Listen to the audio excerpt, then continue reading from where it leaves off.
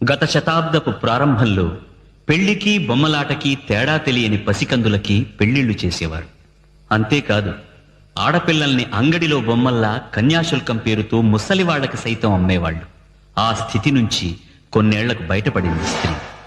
ఆడపిల్లకి తను చేసుకోబోయే భర్తని కనీసం చూసే అవకాశం కూడా ఇచ్చేవాళ్లు కారు.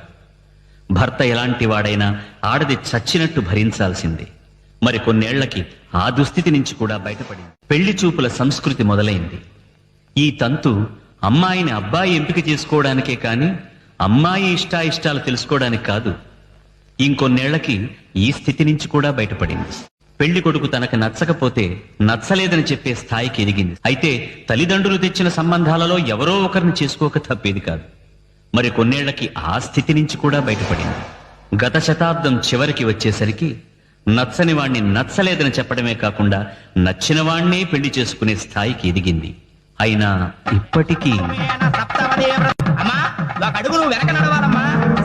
తను కోరుకున్న వాణ్ణే చేసుకున్నప్పటికీ భర్త కన్నా భార్య అన్ని విషయాలలో ఎప్పుడూ ఒక అడుగు వెనకే ఉండాలని శాసిస్తోంది ఈ పురుష సమాజం.